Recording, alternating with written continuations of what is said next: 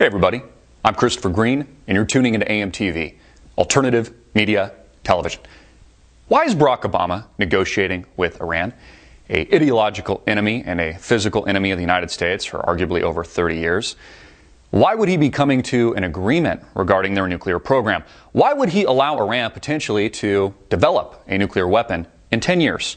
To what he says lengthen the breakout period from 3 months to a measly 12 months, as if there's a difference. As if in 10 years, Iran's ability to build a nuke bomb and drop it somewhere on the planet would be a good thing. It would be somehow a de-escalation of geopolitical risk. How is it that the United States federal government is fighting against ISIS, the Islamic or the Israeli Strategic Intelligence Service, in places like Iraq and Syria, what is now known as the Levant, as they've taken over through this sectarian violence and the destabilization effort of the United States? How are we fighting against these groups in these countries and fighting with them in places like Yemen? Yeah, that's right, we're on the same team as ISIS and ISIL, the Sunni radicals on the ground in Yemen, fighting against the Shiite radicals known as the Houthi party, the Houthis, that are really just a proxy for Iran in Yemen, making Saudi Arabia extremely nervous. You know, when you ask a lot of Americans how we should handle foreign policy in the Middle East, they'll say, you know what, Christopher, just drop a bomb. Just nuke the shit out of the entire area. And what most people don't realize with that ignorant statement is that essentially it's what the United States federal government has done covertly through the fomentation of this sectarian violence, through invasion after invasion, courtesy of presidents like George W. Bush and now Barack Obama in Syria. Again, countries that had nothing to do with September 11, 2001 whatsoever, according to the official narrative, had more to do with Saudi Arabia. Those were allegedly the terrorists on the planes that smacked into the World Trade Center. You see, we've essentially dropped an atomic weapon on the Middle East to service the interests of the United States.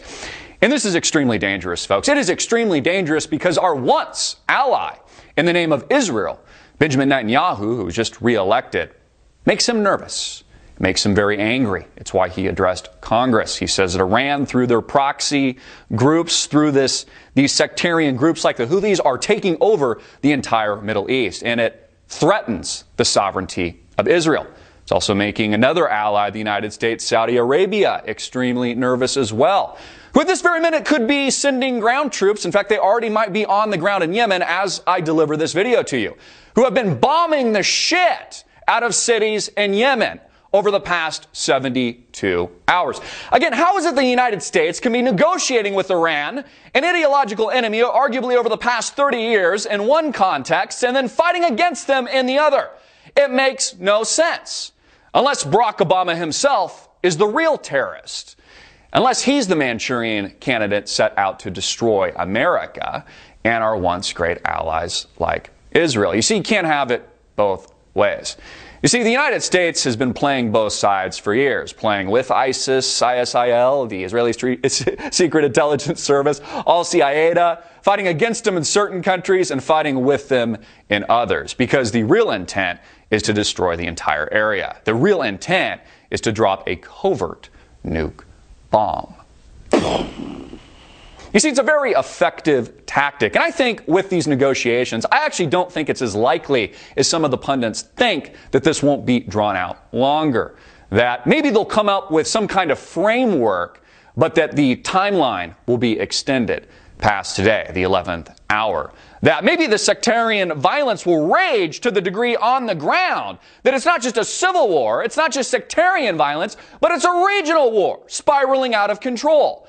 And then the United States can propagandize the American public that can say things like, hey, you know, we tried to negotiate with Iran. We gave them good terms. We came to a deal. But they refused. A country that still refers to the United States of America as the Great Satan.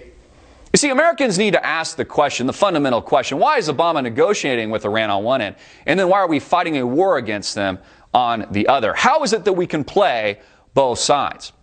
You see, the United States has helped to create groups like Al-Qaeda, like ISIS. They've helped put radicals on the ground, like the Houthis, into power as part of the destabilization effort, a part of the intelligence effort to topple the Middle East. what the mainstream media propagandized as the Arab Spring, but was really just a covert operation by the West and her allies. Because the real target, folks, is Iran. The real intention is a ground war against Iran. Again, any historian, anyone that knows what they're talking about will tell you this isn't simply just sectarian violence in the Middle East today, in the Levant, in places like the Arabian Peninsula, in places like Yemen. This is a regional conflict spiraling out of control. And it has turned the Middle East into a cesspool. But that was the intent all along. That was the equivalent of a nuke bomb. I'm Christopher Green. Get this video out everywhere, make it viral, hard-hitting and in your face, and click the link below to support our sponsor. Check out our sponsor, ProPureUSA.com. That's ProPureUSA.com, the leading innovator in water filtration systems. Get all of your water filters at ProPureUSA.com. Click the link below right now.